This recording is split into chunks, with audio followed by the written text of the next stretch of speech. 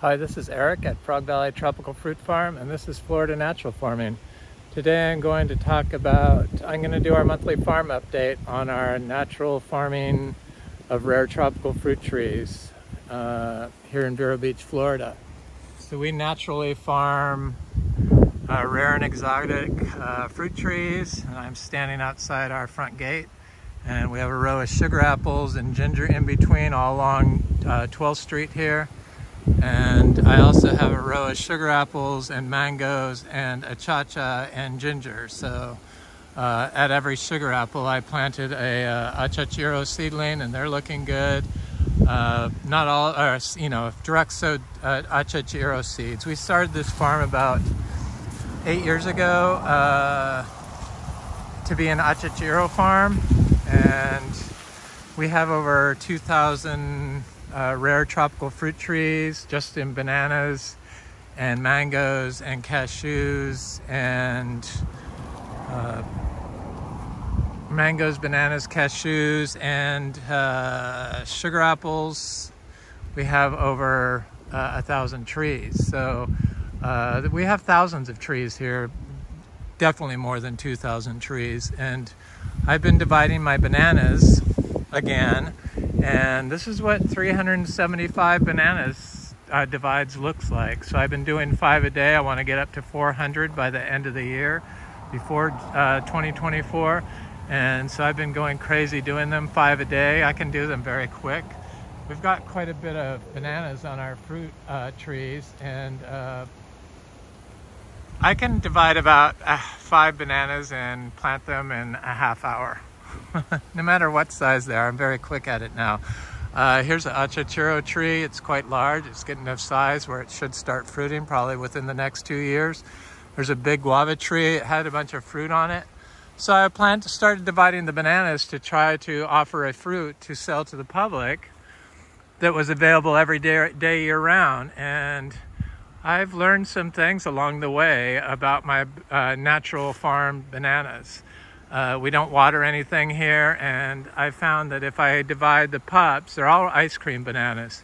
If I divide the pups, or take pups off the bananas when they're getting close to fruiting, that the rack will suffer. So the size of the rack will diminish if you keep dividing pups off of it right up until it flowers. And so once they start flowering, I hold off until the fruit is ready to be picked, and then I will take pups off it. So like this one, I would love to take 2 pups off there, but it's got a new flower on it. And I also noticed the size of the flower is indicative of the size of the rack. So the thickness of the flower, the stalk of the flower is indicative of how big the rack is going to be. Small flower stem is a small flower rack on our naturally grown bananas. So the mangoes are starting to flower, but this particular Floragon is not. We have fruit on our mangoes. Here's a naturally grown a sapodilla tree. It's a Hazis sapodilla, and it's got fruit all over it. It's been very windy here, but the bananas don't look like they're too beat up, but we are kind of sheltered from the wind now. There's my little boy, Romy. So this is our only natural farming input we use. It's a daily input we apply year-round in micro quantities of the raw zebu manure. And there are rules against applying raw manure and then selling fruit to the public. You have to wait 120 days after its application before you can sell the fruit to the public for human consumption.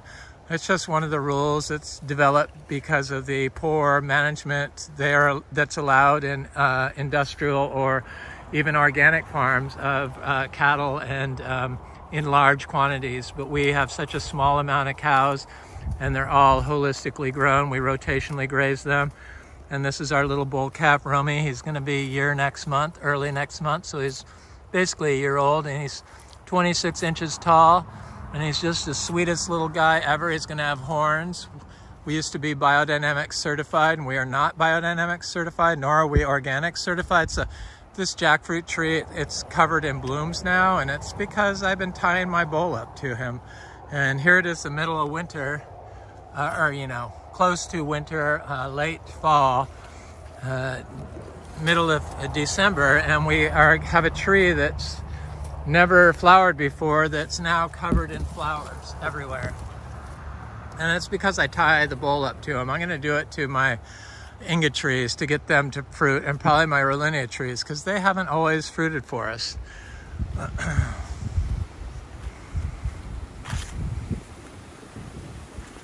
So everything looks really good, and the wind is a real problem with our cacao. We have about 100 cacao now. That's a Trinitora cacao, and it usually affects the leaves of the cacao trees.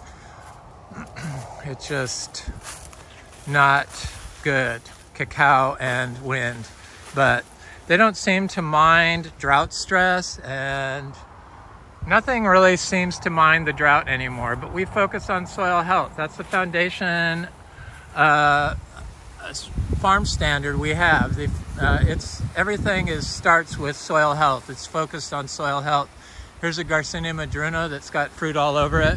I've been harvesting a little fruit off of it, but it's not ripe. I wanted to see if it was ripe. I did get a couple of ripe fruit the other day when I had some people over here, so I wanted to show them. So this is what our daily manure looks like. It's mostly hay that's been peed on from the barn, coastal Bermuda hay, and a little bit of zebu manure, like 20 pounds. And I just drop it once a day, every day, year round. I've been doing it for years. Here's our black sapote trees, and they have fruit on them that's ripe now. This is a Garcinia hambromiana female tree. I wanted to give it some manure. This is a Garcinia gardneriana tree. I wanted to get some manure on that. There's a little lull in its fruiting, so whenever I apply the daily input, a natural fertilizer to our naturally grown tropical fruit trees, they respond very well and fruit generally. Even hard to fruit stuff fruits. It's a big cherry of the Rio Grande, a black one. I got different things in here. There's another black sapote. There's a big Achachairu in here. There's a little mango there. And this is that heritage, really sweet black sugar cane. Juicy and sweet. It's delicious. Best sugar cane I've ever had. So the bananas are looking good. That's what 375 bananas looks like. And we don't do chop and drop with them. We don't, you know, we don't have to. I know other people that naturally farm like this, and they do chop and drop. But I found that I don't have to because of the living orchard floor that's continuously exfoliating into the soil, releasing sugars and attracting biology, and carbon's dying, and it's carbon in the soil, so it naturally buffers the soil into a perfect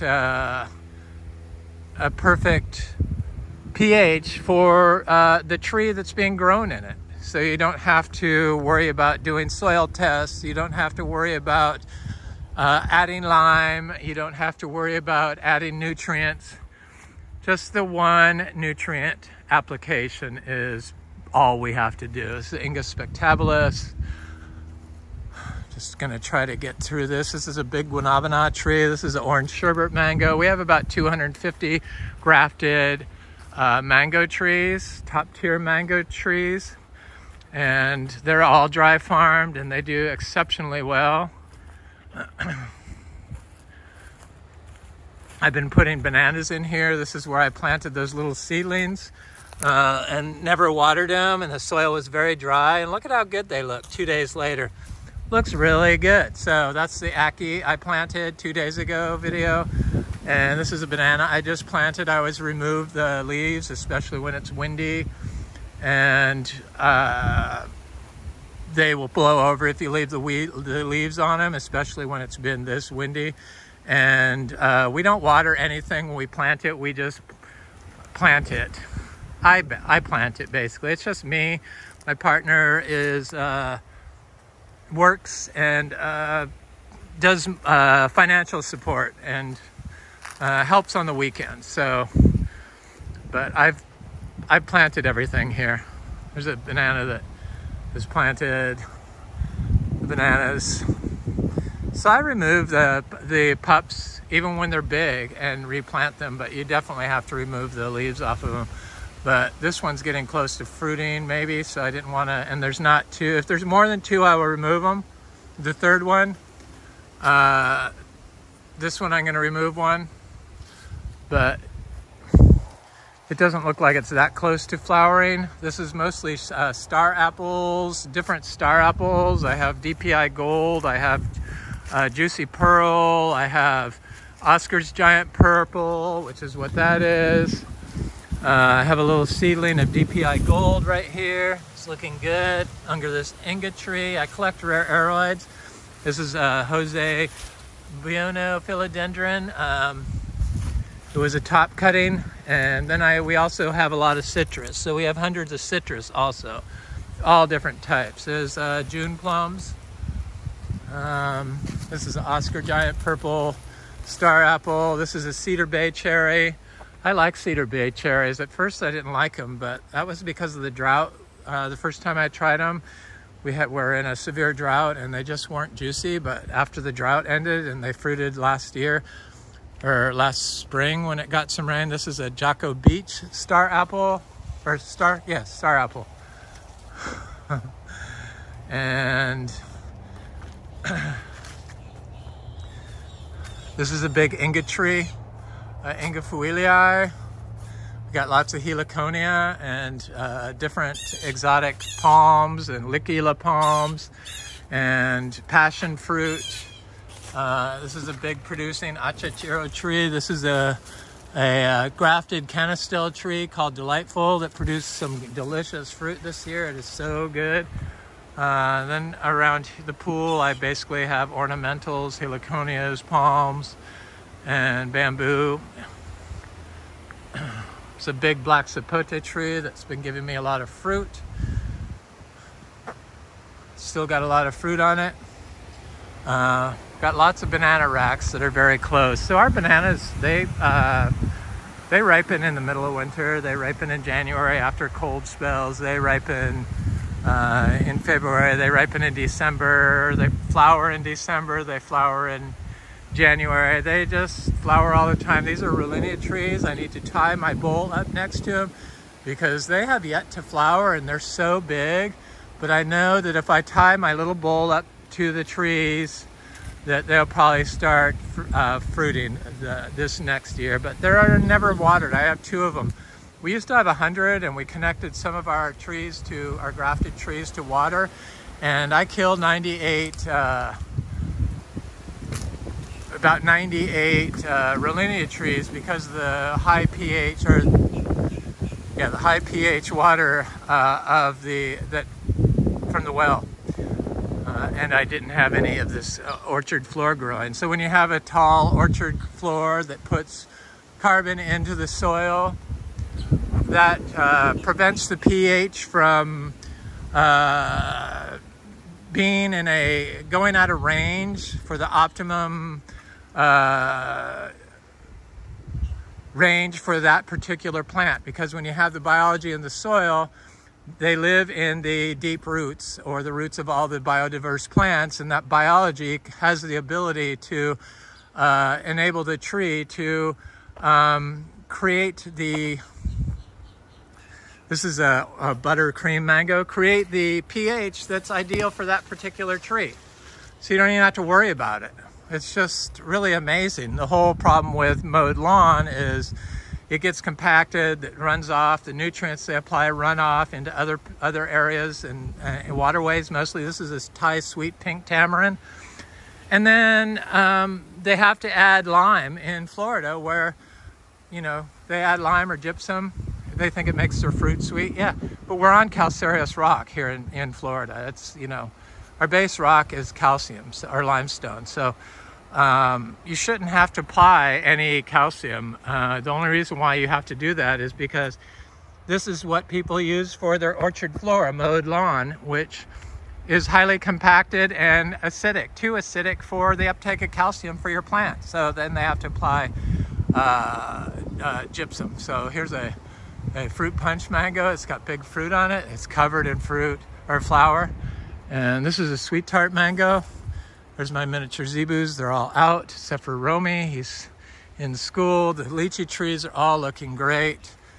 Unfortunately, the lychees always get eaten by the birds, but maybe they're getting kind of big. So maybe this year we will get some lychees for once, because I love lychees. So this is a Venus mango, and it's got flowers on it, and it's getting ready to flower all over the place. I'm kind of glad there isn't more flower on our trees. We got quite a bit of trees with flower and fruit on them, but not most of them, just a large number.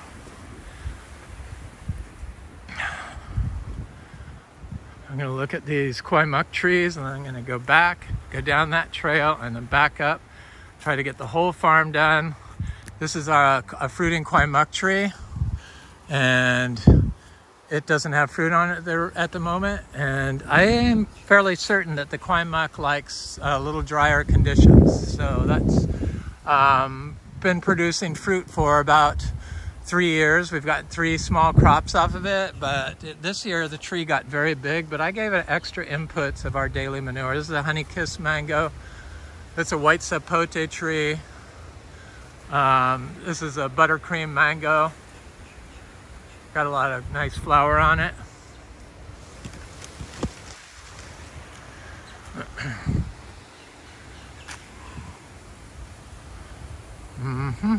It's a peach cobbler mango. There's a Spanish lime, a ginep tree, or a mamoncello. There's a pineapple pleasure mango. Here's a sugarloaf mango that has a little bit of fruit set on it. This is a Venus mango that has a lot of fruit on it, and it's just finishing or doing some more flower. Mangoes are getting kind of big. We're gonna get some rain. These are moringa trees.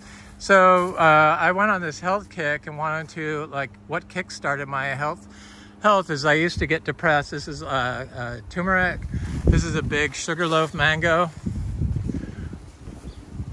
I had depression so bad, and we started to grow moringa. And about 4 years ago, when I planted it, I wanted to see what it did how did I feel when I took it. So I started eating powdered moringa, like a quarter cup a day, powdered it with flaxseed. Ugh, nasty. And within a week, my depression went away. So I've been doing moringa every day since then. I'm not a doctor. I'm just telling you my experience. And so I was like, oh, food definitely is medicine. So here's a pomelo tree, all naturally farmed, all food forest trees growing together with lots of cassava and citrus and heliconia and bromeliads, plumeria, you name it, and cephalardos. We got it in here. There's another koi muck tree. So I got my depression went away. So ever since then, I've taken powdered moringa every day for the last 4 years, and I will not stop using it. I haven't been depressed since then.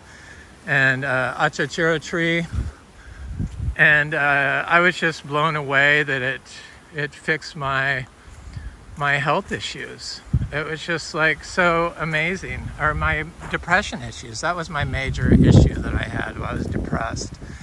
And so I've been on a health kick since then, and I'm very paranoid about food and clean food and getting clean food, and I'm exceptionally paranoid about plastic and the overuse of plastic mulch in fruit. So there's a Garcinia intermedia, and everything looks good. I started some sugar apple seeds. People said they have had trouble getting them to sprout, which here's my rare aroids. They're looking good. The wind hasn't beat them up too badly. I'm going to go in here and look at them. I have some rare ultra tropicals in here that don't really like the wind, like this meringue tree. It looks great, mostly because it dries out the soil. And I got breadnut trees in here, and they're looking good, direct sown. And then all these like Anthurium regalis, this queen Anthurium over here. Look at that new leaf. That's like the biggest leaf it's ever got. It looks great. It's and Philodendron maximum. I'm kind of obsessed. I want these aroids to be my ground cover. And here's our cacao tree that has fruit on it. This is all seed grown trees. I might as well look at the durian while I'm here because it's looking so good, even with this wind. And step right here. Look at that durian tree. Doesn't look like it's affected by the dry weather. There's cacao, there's all kinds of stuff. That's a pulasan tree, all kinds of ultra tropicals growing through here. And I've got different little cacao in here, and Garcinias, Lindero, and Garcinia mangostana, and there's a little Garcinia Lindero, and cacao, and then Plinia edulis, and then some big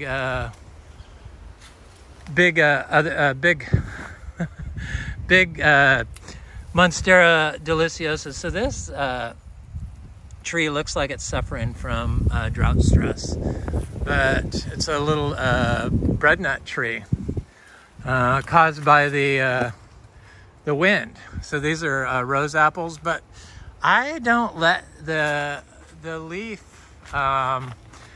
when leaves like get when they show signs of drought stress, like they get wilty, I don't let that bother me. And I've found that unless the leaves are like turning yellow and dying, it's nothing to worry about. That's just a symptom of them conserving moisture. And sure, the breadnut probably doesn't like to achacha trees. There's lots of achacha trees interspersed throughout everything. Achacha, this is a key lime, and then there's a Garcinia hybrid over there. And then I have lots of different mulberries. I found that the tree doesn't die from the drought. It just will conserve energy or conserve water, and then part of that conserving of water is the tree stops respiring. So it shuts down and the leaves can get droopy. Here's another breadnut. It doesn't look like it's too offended by the drought. There's a Garcinia humilis, Achachairu tree, and it doesn't look like it's offended by the drought. This guava doesn't look that swell, but I'm not too worried about it. We got lots of guavas. There's a sweet ubijay, giant sweet ubijay.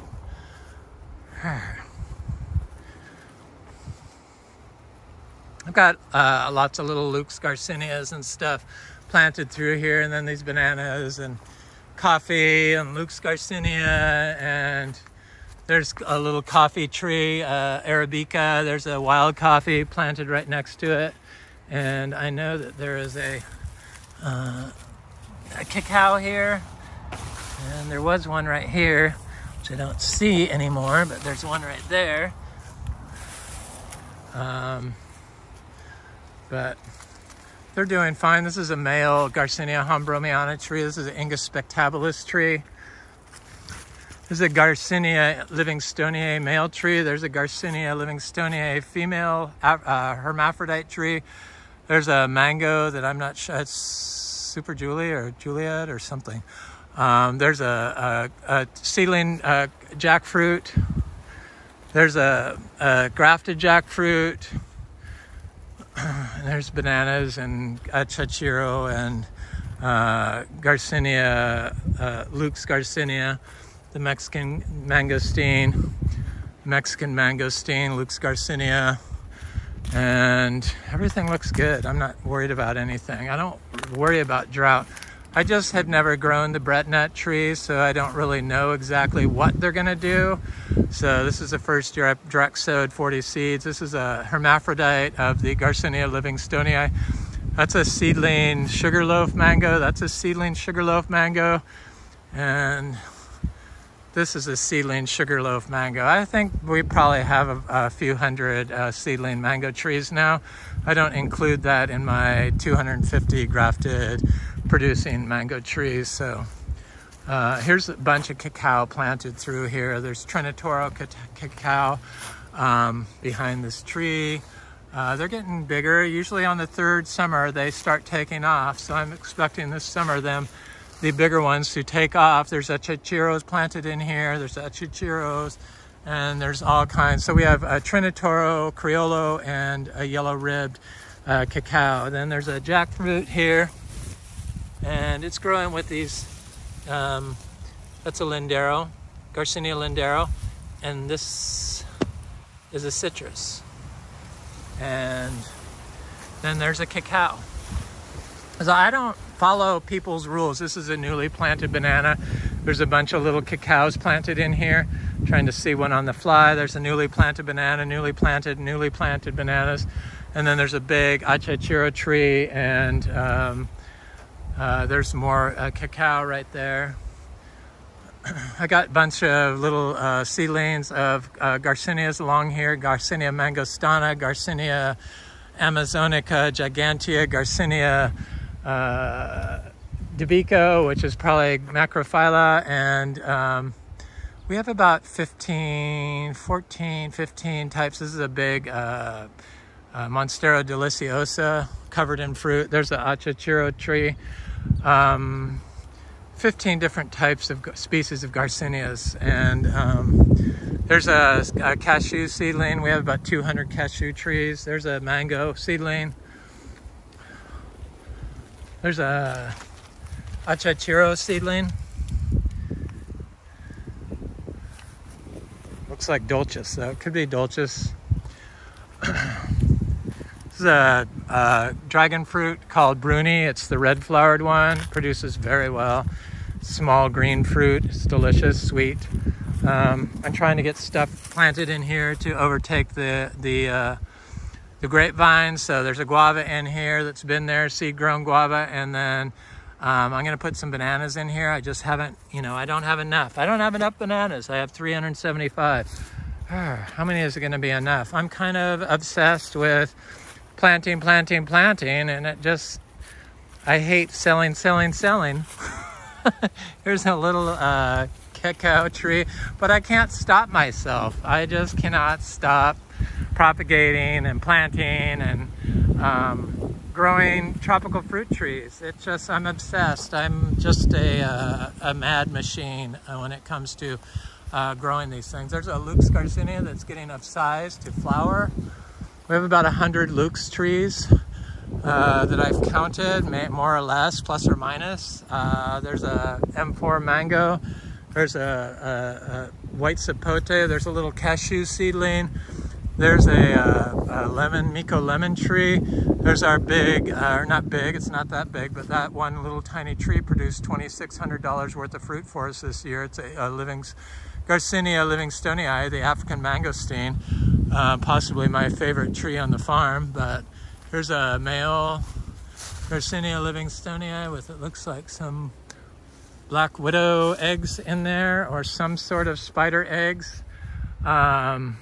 Katuk, and there's a Inga Vera tree. Here's a Sapodilla tree. Those are wax jambus, chaya spinach, all trees growing naturally in this tropical food forest. It's amazing. This is a hog plum, the red one. I love Katuk.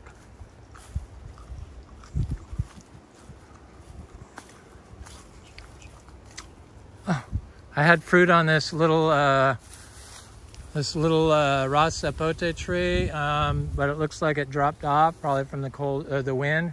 I guess. Been very windy through here. Here's a diamond mango. There's our dry farm vegetable garden.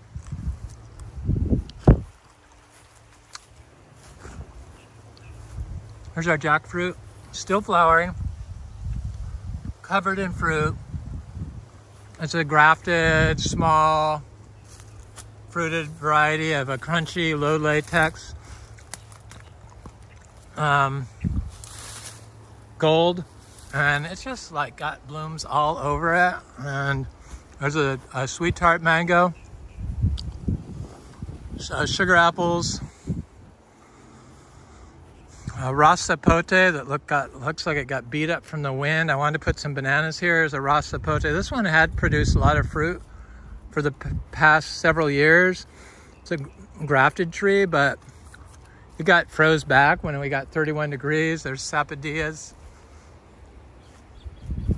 There's sugarloaf mango, got flowers on it. Here's a fruit punch mango.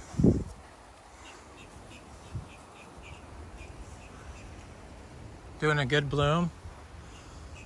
There's that pineapple pleasure, peach cobbler mango, that kwaimak, and the Venus mango. Got lots of fruit on it. I love egg fruit, raw zapote, canastel fruit, and I love jackfruit, and I love ice cream beans. We have 4 different types of ice cream beans. This is the Ingavira. Growing below it is a Garcinia acuminata. It's the sweet form of Garcinia madruno. Here's a male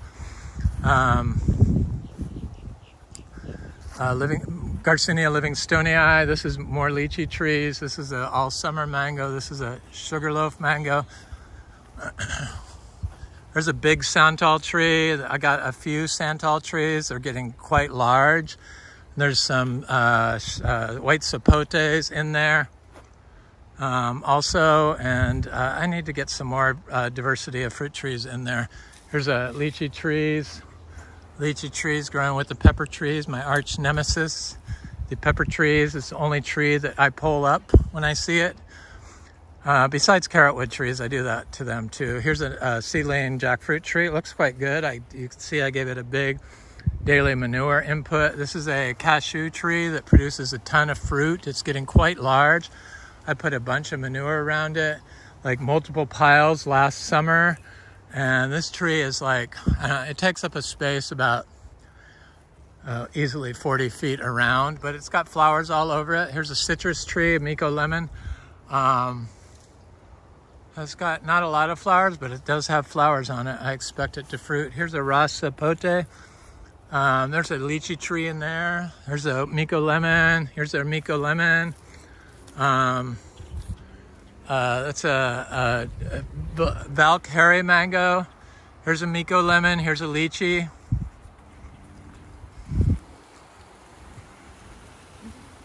A lychee. Lychee. When I come back, I'll go down that last way, and that'll be our last thing, but I have to go to the back where it's mostly mangoes, lychees, and I have cashews, seedlings, direct sown seeds. Here's our mangoes. You can see how windy it is. This buttercream mango is a buttercream mango. That's a lemon zest mango. This mango got hurt from the freeze this past year. So did this one. There's a cashew seedling. So back here, I'm just direct sowing my seeds. Here's a diamond mango. Diamond mango is an amazing producer, 3 crops a year. We have gotten 3 crops off our mangoes, distinct crops. So a crop fruits, it produces. 2 months later, we get the second crop fruiting. And then 2 months after that, we get the final crop. So these mangoes did freeze. We had about 25 grafted mango trees freeze from our 31 degrees. That's our zebu pastures. This was one of them. But then trees right next to them, like this cotton candy mango, didn't freeze at all. This cotton candy mango didn't freeze at all. This tree froze, but this one didn't. But these frozen trees, I don't even include in my, the trees that got hit by the freeze. I just wrote them off. So This is a sweet tart mango. This is a buttercream mango that produced fruit in October this year and started flowering in November. So it's a year-round producer. I thought about removing that oak tree right next to it, but I left it there, and it was so hot this past summer that I think that's what the shading it half the day, because that's the east. So half the day it got sun rather than a full day. It enabled this tree to have a fruit in October, and we also got fruit off of it in June. So I'm going to trim the oak tree a little bit off the tree, but I'm not going to remove the oak tree. This is a sweet tart mango, sweet tart mango. Sweet tart's an excellent producing tree for Florida. Here's our zebu pastures. We rotationally grazed them. They were just on this pasture. Now they're on that pasture next door. I put them on for 7 days and moved them. They only get grass hay. This is that Priestley Atemoya. It still has a little fruit on it. We do have fruit on our sugar apples. Here's a sweet tart mango. I have about 30 sweet tart mango trees. Buttercream mango, sweet tart mango, sweet tart mango. Looks like they're trying to bloom. In fact, they are trying to bloom. Yay. I love sweet tart mangoes. I love mangoes. This is my favorite fruit. Our mangoes, our dry farm mangoes. So in here I've got seedling mangoes and seedling cashews. Like I said, I planted seeds. There's a jackfruit, orange crushed jackfruit. I could probably use tying my little bowl up next to it. This is a fruit punch mango. There's a little mango seedling from this year. So back here I planted seeds of direct sowed citrus, MB fruit, cashews, and Achachairu. Trying to think what else I did in here. A fruit punch mango. Boy, it got beat up by the wind. Fruit punch mango. Everyone got a daily manure well before my deadline of when I could apply it. So it's been on there for more than a month. So we have 4 months after blooming that we'll have mangoes. So that's more than 120 days. These are Valkyrie mangoes. I like Valkyrie. Valkyrie. There's a mango that froze. It's a little gem. It's coming back. I see a pepper tree there I need to pull up. There's a little gem mango. This is mostly pine through here, this little stretch. I like to experiment. Trees really don't do good in like something like this with lots of pine. But next to them, like this little seedling mango is doing great.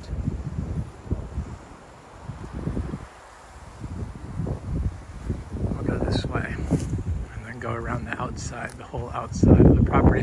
This is another Priestley mango right here. The grapevines were getting it. In fact, I see they're doing it still. I don't like the vines on my fruit trees at all. These are cotton candy mangoes. Some of them had froze. That one did not. That one did not. This one did not. They produced very well this year. These blackberry brambles underneath the trees prevent the animals from crawling up in the trees, so the possums won't go in there. The squirrels don't go in there, so you guarantee we'll get fruit, and the animals won't get it. The birds maybe, but they don't seem to bother the fruit, knock on wood. It looks like they're starting to try to flower. It's ice cream mango,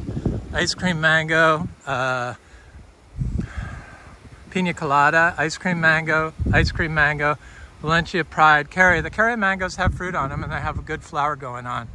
So I was quite surprised about that because generally Kerry mangoes, I see little fruits on there.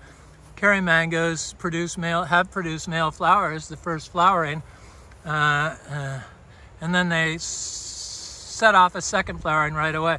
Hopefully this heavy rains, this is probably protected, is not going to damage the fruit set on these, but It looks like most of it is not in full bloom. It's maybe like a third of it is in bloom. So it has fruit on it. This is a cogshell mango, ice cream mango, cogshell mango. Cogshell is not one of my favorites. I just don't like the, this is ice cream. This is more Kerry mangoes, got bloom, Kerry. Cogshell has not been one of my favorite. Probably my least favorite mango on the farm is we have one lone Lancetilla mango, which is this tree. In fact, it's so not liked by me that I didn't even give it some manure. I really should have. I just didn't do it.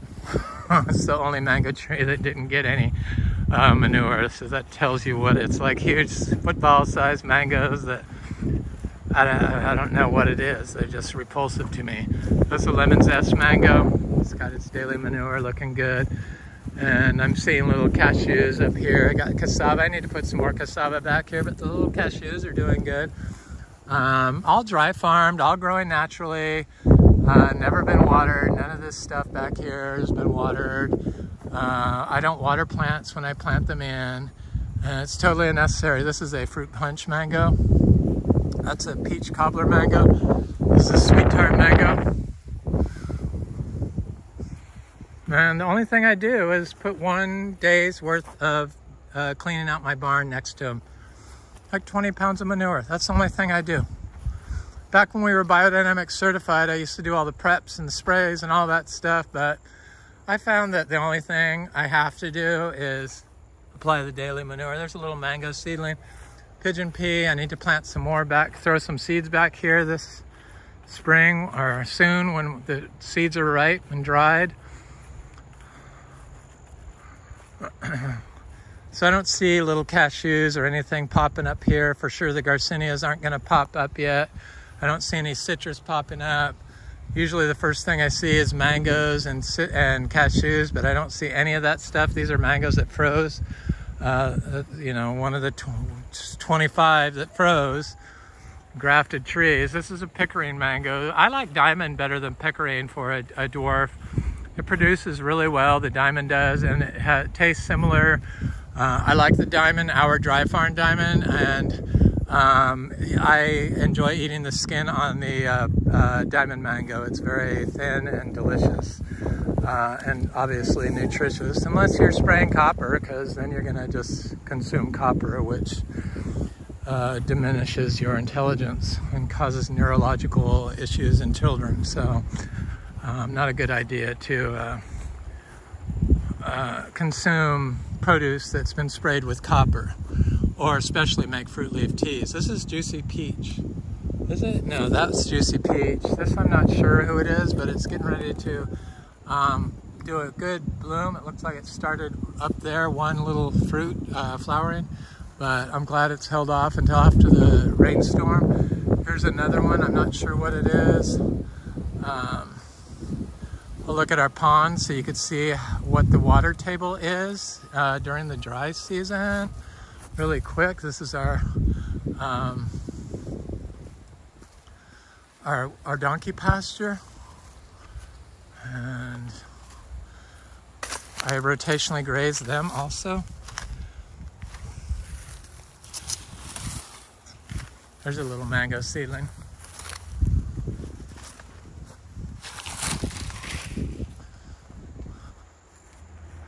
See how full this pond is. Usually it's very low at this time of year, but I see it's still pretty high.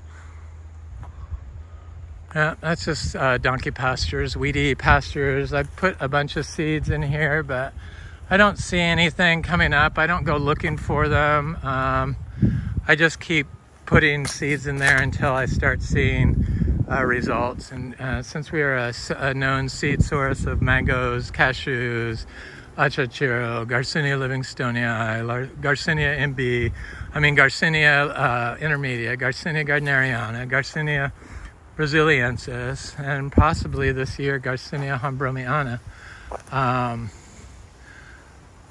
I just put the seeds, I push the seeds back here, and sugar apples and cashews and, you know, Atemoyas and all the other fruits that we fruit here. I need to divide some more bananas, but I don't see any of the little seedlings popping up in here, but I have seen the cashews in here before. But rabbits do get small trees. Little bananas are coming up in here. I put some sugar cane. I see it's right there. I just, you know, it's the furthest spot from the house, and there's not a lot of big trees back here. So in the summer when I'm doing a lot of planting, there's my ginger. I tried to put a row of ginger through here, and I thought most of it took, but I can't really see any just on the fly walking through here, and it's probably there. I just don't see it.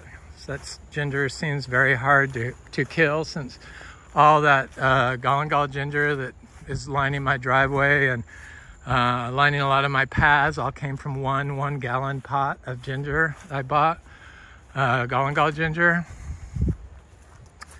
So through here around these trees, I put lots of Achachairu seedlings 2 years in a row. I see some cashew seedlings right here popped up.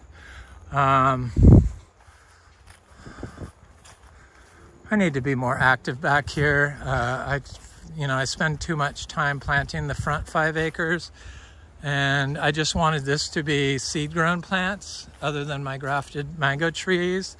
So everything I plant back here is seed-grown, but I don't see a lot of results. I haven't done the manure inputs like I've done in the front back here. But I'm sure that there's stuff growing in here, because I do see some cashews that are getting big that I can see in here. Right there. And right over there.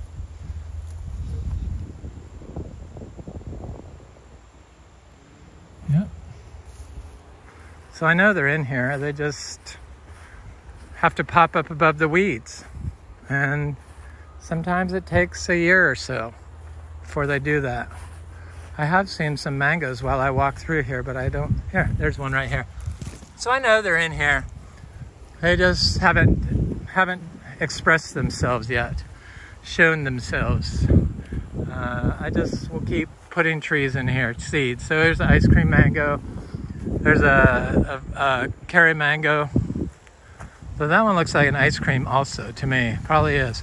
That's a cogshaw. That's a cogshaw that got froze. There's a Valencia Pride mango. Here's a Valencia Pride mango that got froze. Here's a Valencia Pride mango that didn't. So strange how it just, oh, there's a cashew right here. So they're popping up. Stuff's popping up. There's a ice cream mango, ice cream mango.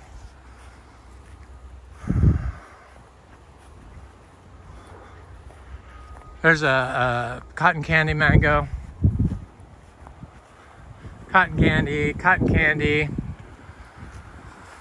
I wasn't sold on cotton candy until the late cotton candy fruit, and then when most everything else was gone and I still had a lot of cotton candy mangoes, I was like, oh my God, these are really good.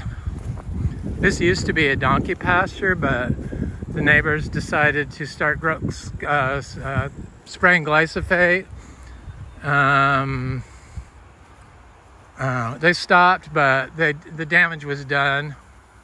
I didn't want my donkeys or my cows eating any of the grass that had been sprayed, because they sprayed it right into our property on our trees. They just, they don't believe in organic. They just think it's a liberalism.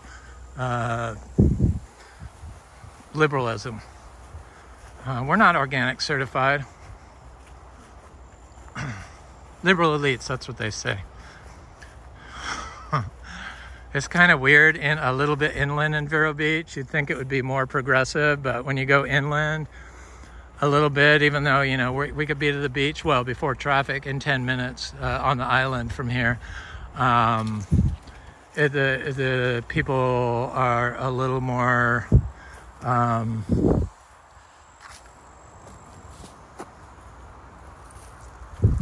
non-trusting in science and stuff like that. But that's their prerogative. But I wish they just wouldn't pollute Florida, because Florida could be a food forest mega center of for regenerative growing. It's like so amazing that you can grow all these stuff here and get so much fruit production and not have to do anything, really. I mean, I do chop and drop the pepper trees, that's what all these sticks are from, along this path. So I do a little permaculture in my food forest, but I've never read a permaculture book. I like read science papers on soil health, and I took a bunch of soil classes, and that's how I learned what the best thing to do on sand to keep carbon in the ground was with the living orchard floor, the biodiverse orchard floor. And then I've read a lot more studies and stuff on everything, and then I experiment a lot. We've been continuously growing a natural food forest, naturally farmed food forest here in Florida since 2011, and it's just gotten better. I've just gotten better and better. I don't know everything, but I definitely know a lot more than I did when I started, and it's all due to this farm guiding me and showing me what's possible. These are lychee trees. That's a Miko lemon. This is a Miko lemon. Seed grown. We grow about 13 different types of citrus, from finger limes to pomelos. That was a sugarloaf mango. This is a sweet tart mango. That's J31 mango. I had J33, but not mango, jackfruit. But we used to have standing water when we first started here because this was a lawn, and then we kept it a lawn when we planted the fruit trees. This is lychees, and stuff just wouldn't grow, and I couldn't figure out why. And you could tell this grass, after 4 years, that's all you have growing in there. That's caused by compaction. And then you could tell this lychee tree, which should be big because it's gotten inputs, is still tiny. But this mango is finally doing good, and this citrus is growing up in there. And I put some chia spinach in there, and I've done so many inputs in here, but the total lack of diversity and the fact that the grass is still only like 4 inches tall, 5 inches tall max, and hasn't been mowed in 4 years and hasn't been walked on, that's compaction. And compaction is the root cause of disease. So there's a big santal tree. It's the root cause of pest damage. It's the root cause of why your trees can't, why they have nutrient deficiencies. This is starting to get better. There's a little seedling mango there. There's a lychee's getting better. The citrus is getting better, but it's still, this was like one of the worst spots. So we had a major standing water issue problem here. There's a seedling mango. There's a Miko lemon. But I see my cashew is growing in here, but this banana, you can tell, it's just still small. And there's an M4 mango back there. It's what we fixed it. We fixed it by focusing on soil health. So we have no standing water here ever. Sure, after like 10 inches of rain, you'll have 2 or 3 inches, but it quickly absorbs into the soil. And lychee, oak trees, and katuk. And then I know there's a Miko lemon, there's a lychee there. I love all the little bluebirds and stuff that are here now because of this. This is the gall and gall ginger I was talking about with heliconia.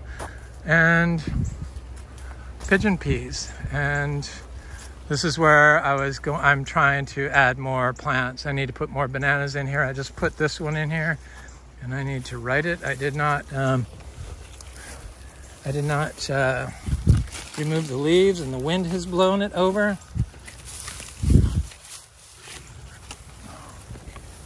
So maybe I need to like take the leaves off that. But it's starting to, I need to put some cassava and other stuff in there, more bananas. I need to put some more bananas through here. I just never have enough. I want the bananas in here to make more shade to compete with this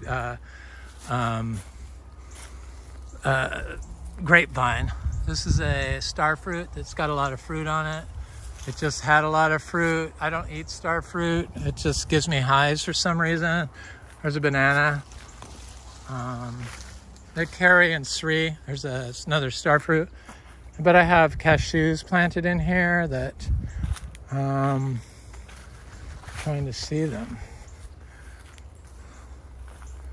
There's one. It doesn't look that happy. It looks like it could use some manure and some more sun. I should probably cut this pepper tree back. I'm gonna do that. Here's a cashew that looks better. Here's a cashew that looks better. Stuff likes to grow in with the ginger. And the ginger's never watered. It's never been watered.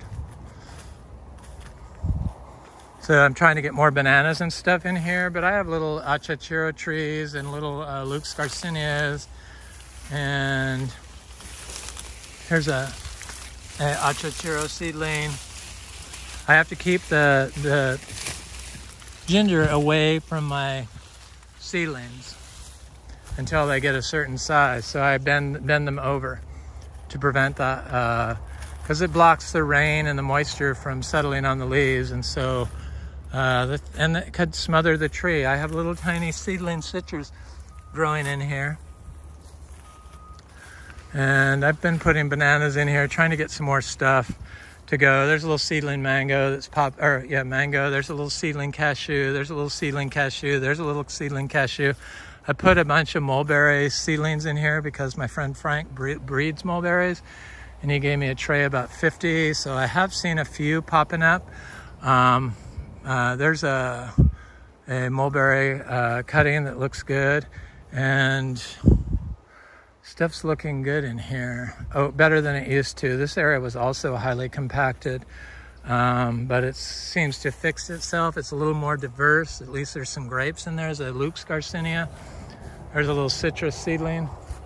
I have some citrus along here. I have a little key lime right here.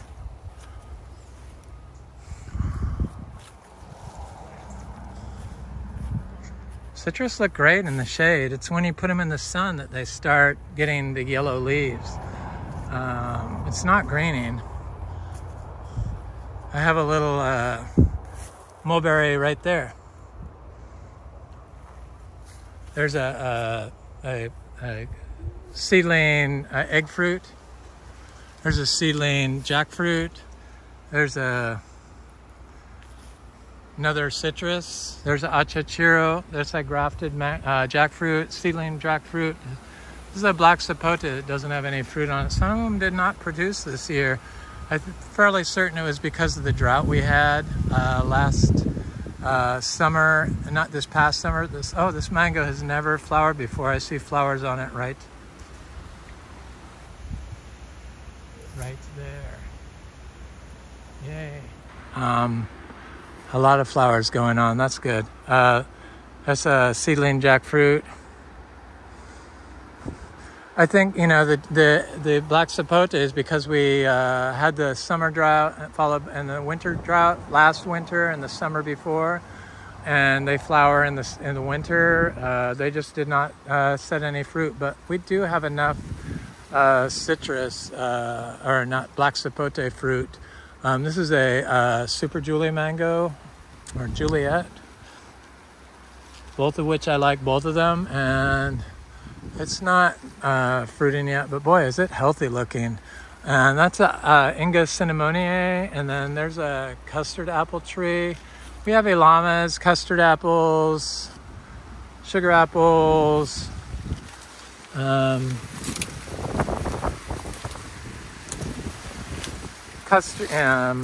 Atemoyas, Rolinias. Here's a citrus. There's that custard apple. There's a mango there. There's a mango there. There's another citrus here. And there's some longans, bananas, of course. And then the sugar apples along 12. That's a Floregon mango. And this is I caught somebody coming through here. I'm very good at catching people when they come through here. I'm surprised they walked through here. But they jumped the fence, came in here. Good thing we have cameras. This is a Namdak Mai mango. It's not flowering yet, but it will. I'm not worried about it.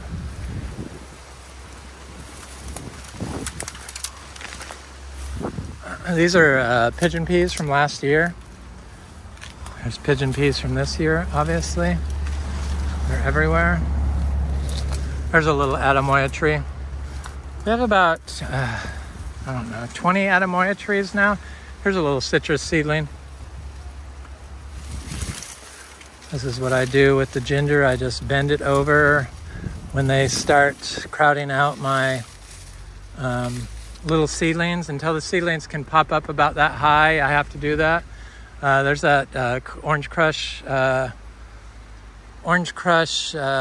jackfruit. So I had a rack of bananas that was right here that I had to chop off because the banana, I had removed a pup from it, and it like fruited and it leaned into the, there's another jackfruit tree. There's my little boy Romy taking a poop next to my jackfruit tree. Yay! That's what it's all about. That's how we get it to fruit. Anyway, this is Eric at Frog Valley Tropical Fruit Farm, and this is our natural farming of a rare tropical fruit tree food forest in Vero Beach, Florida. Deer fly on my hand. Anyway, thanks for watching. Please comment, like, share, and subscribe if you enjoy this content, and I really appreciate your input. Have an excellent day. Grow naturally to help Florida.